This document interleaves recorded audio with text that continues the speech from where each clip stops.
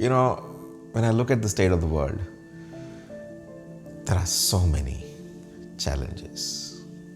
It's multifaceted, it's complex. You see the polarization, you see so much technological advances. Life has actually gotten better, in terms of advances. Like, we have lifted humanity out of poverty and hunger, and so many people have now, like literally, especially last 30-40 years, what China did, what India is doing, so many people got lifted out of the what's called a poverty line, and hunger and all that. Like, there's a real progress that's been made. And at the same time, what we confront is polarization. People are more separate than together. The social media platforms, who are built and thriving on the cutting edge technology, are actually not bringing people together, but dividing people. Teenage girls, having body image issues.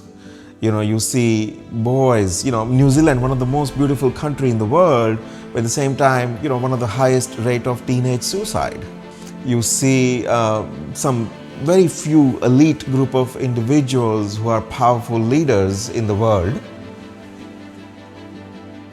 And there's just a power struggle between them, and their power struggle between less than 10 people actually affects millions of lives. These are the complex problems, yeah? And they're not one. It's not like a one list and, we have I'm hungry, go and eat something, that's a solution. It's not like that, right? So, I wonder what could be one solution that could actually help address all of these areas and make progress, actually forward something and make a real difference. And I think, access to education, wisdom. If we had the education, people will start to kind of get, I don't need to kill other human being in the name of religion. It's fine for me to practice my religion and for you to practice yours. I don't have to have a gender inequality. I don't have to have a bias. Awareness of that. And I think that awareness comes from the education. So education as a domain, and the advances in that domain can actually help us tackle some of these challenges. If you really deeply examine, there are three major barriers in access to education. The first barrier is just pricing, affordability, the economics of education. The second one is geographical distance. Became much more evident in a COVID era. And the third one is language, right? While you come from Europe, I come from India, and we talk in English. English is still not spoken by half of the world. Language creates a realm of access that is otherwise not available if you don't have access to the language. With the technological advances that are happening, if we can figure out a way to use technology in this space, then we are contributing, we are using our life for building the solutions that affects all those multifaceted complex problems. Yeah, so to me, education is the answer. And I wanted to do something about it. So I have a theory.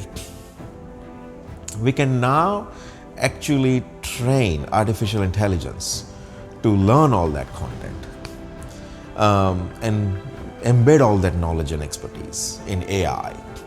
And now with the advances in human-computer interactions, there's a voice interactions that are now possible, right? So you go, hey Siri, or okay Google, or hey Alexa, right? Now, just these technologies of voice interaction is gonna, in this decade, take it from 2017 to 2025, is gonna bring another 2, 3, 4 billion people, rest of the world on the computers, because you don't need to know how to use it. You just talk in your natural language, whatever your natural language is. And with the advances in technology and AI, You can actually, all that knowledge that is embedded, right, that is actually a data, right? You can put AI on, voice interface, and now you have solved those three barriers to education: the affordability, the pricing economics, the geographical, and the language. Because knowledge and expertise in English doesn't have to be constrained with English itself. AI can translate it in any other language of the world, and people can actually ask a question to an AI. So that's kind of my dream of what's possible through technological advances and how we can actually make a difference with those three barriers. And that's why I would say Masterdojo. That's the dream. It's a research space, it's a research area, but that's why Masterdojo exists. It's a platform, it's a software platform that we started to build with this dream that we can crack this, and really destroy these three barriers to education at one day, someday. But you got to start somewhere. So we started as a software platform. Experts, coaches, training institutes, organizations, knowledge consultants can actually put their content on it, share it with the world in form of courses, events, seminars, whatever, but that content is there in one platform, and people who are looking for answers, people who are looking for the breakthrough in whatever area of life that matters to them, whether it's area of health, it's spirituality, relationships, business coaching, nutrition, whatever it might be, people are looking for, performance breakthrough in their life. So, what should people do? What could people do with Masterdojo today? Well, you can download the app. Anyone, who you want to share your wisdom, you want to see what's accessible, what's available, you can simply download the app on your phone and get connected with some incredible masters and coaches and experts and training institutes who have got something to share.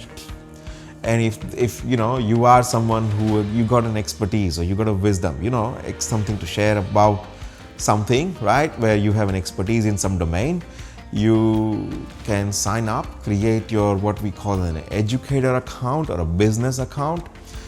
Any business can do that, and start using it for publishing your content.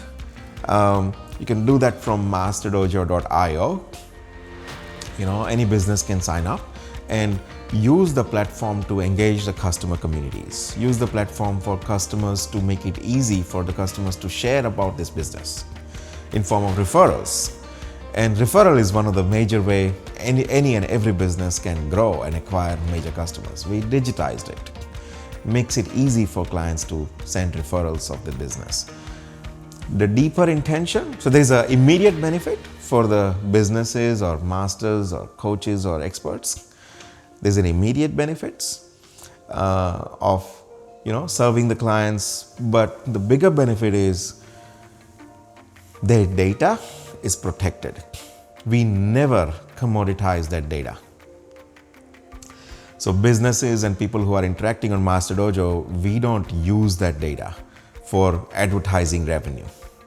That's not the business model. So we protect the privacy of individuals' learning journey and the data that gets created in their interaction between the businesses and the clients as they go about it, right? And overall, instead of using social media platforms to engage their clients, acquisition purpose, people are on Facebook and people are on Instagram and LinkedIn. Great.